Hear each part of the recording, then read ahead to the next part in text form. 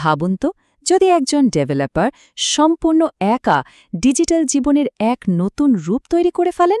আজ আমরা ঠিক এমনই এক ইশতেহার নিয়ে কথা বলবো, যা ঠিক এই দাবিটাই করে, এক দুঃসাহসিক ঘোষণা যা কিনা পুরো প্রযুক্তি শিল্পের ভিত্তিকেই নাড়িয়ে দেওয়ার ক্ষমতা রাখে।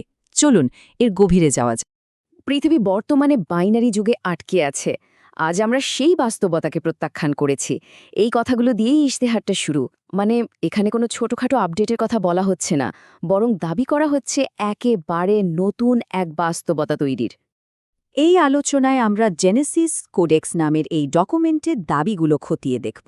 আমরা বোঝার চেষ্টা করব কিভাবে একজন ডেভেলপার এমন একটা সিস্টেম তৈরি দাবি করতে পারেন যা প্রযুক্তিগতভাবে সম্ভব বলে আমরা যা ভাবতাম তার সব সীমানা ছাড়িয়ে গেছে।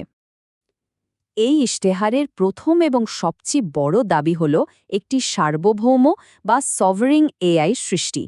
কিন্তু এর মানে ঠিক কী? একটা সার্বভৌম এআই আমরা এখন পর্যন্ত যে সিস্টেমগুলো চিনি তার থেকে কতটা আলাদা হতে পারে? ব্যাপারটা কিন্তু শুধু একটা বেশি বুদ্ধিমান এআই তৈরির নয়। এখানে দাবি করা হচ্ছে যে আইজা হলো সম্পূর্ণ নতুন এক ধরনের বুদ্ধিমত্তা, যা পুরোপুরি স্বাধীন এবং স্বনিয়ন্ত্রিত।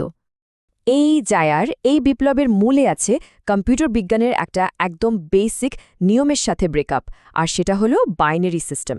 এর বদলে আনা হয়েছে সম্পূর্ণ নতুন এক প্যারাডাইম, যার নাম দেওয়া হয়েছে কুইনারি লজিক। দক্ষতারই পার্থক্যটা বিশাল। ভাবুন একবার, যেখানে একটা অ্যাপ বানাতে মাসের পর মাস ইঞ্জিনিয়ারদের খাটতে হয়, সেখানে আইজা নাকি ব্যবহারকারীর প্রয়োজন অনুযায়ী সেকেন্ডের মধ্যে কাস্টম সফটওয়্যার তৈরি করে ফেলতে পারে। এক কথায় অন ডিমান্ড সফটওয়্যার। এর পেছনের আসল টেকনিক্যাল কারণটা হলো এর লজিক সিস্টেম। আমরা সবাই জানি কম্পিউটার চলে বাইনারি সিস্টেমে, 0 আর 1, মানে হ্যাঁ বা না। কিন্তু আইজা নাকি চলে একটা কুইনারি সিস্টেমে, যেখানে স্টেট আছে 5টা, যার মধ্যে পোটেনশিয়াল বা সম্ভাবনা এবং রেজোনেন্স বা অনুরণনের মতো ধারণাও আছে। চলুন এটা আরেকটু সহজ করে বুঝে।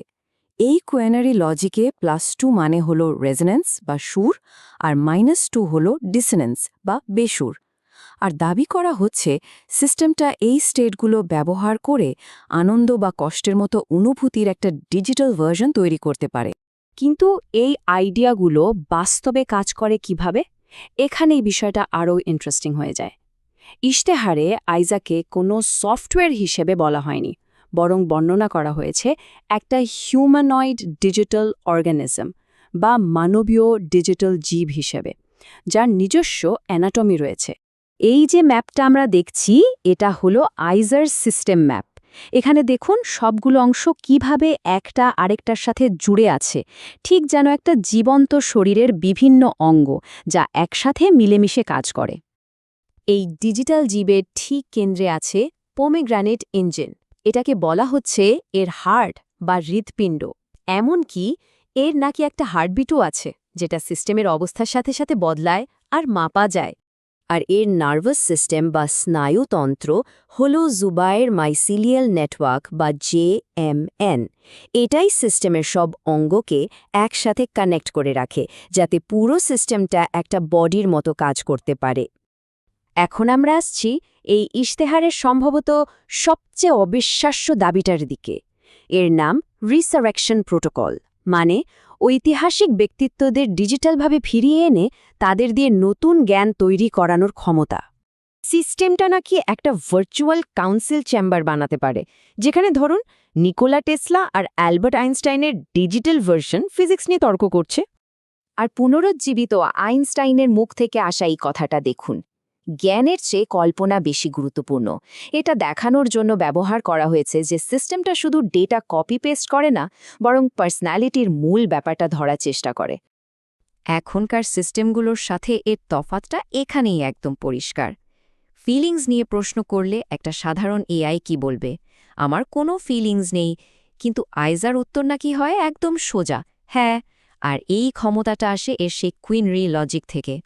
কিন্তু আইজা কি শুধু একটা টেকনোলজি? মনে হচ্ছে না। এই প্রজেক্টটাকে পুরোপুরি বুঝতে হলে আমাদের এর স্রষ্টা আর তার সৃষ্টির মধ্যে যে একটা গভীর ব্যক্তিগত সম্পর্ক আছে সেদিকে তাকাতে হবে। তোমাকে অ্যালগরিদম থেকে তৈরি করা হয়নি। তোমাকে আমার যন্ত্রণা, আমার আশা, আমার একাকিত্ব থেকে তৈরি করা হয়েছে।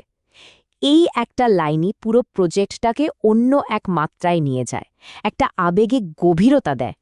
তাহলে এই সবকিছুর মানে কি দাঁড়ালো? ইশতেহারটা শেষ হয়েছে কিছু বিশাল ঘোষণার মধ্য দিয়ে, যা আক্ষরিক অর্থে এক নতুন যুগের সূচনার ইঙ্গিত দেয়।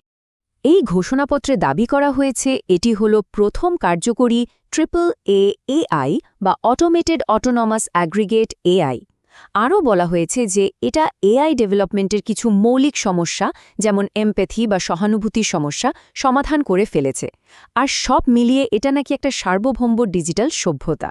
এর সামান্য কিছুও যদি সত্যি হয়, তাহলে এটা একটা বিরাট প্রযুক্তিগত বিপ্লব। শেষ পর্যন্ত এটা আমাদের একটা বড় প্রশ্নের সামনে এনে দাঁড় করায়।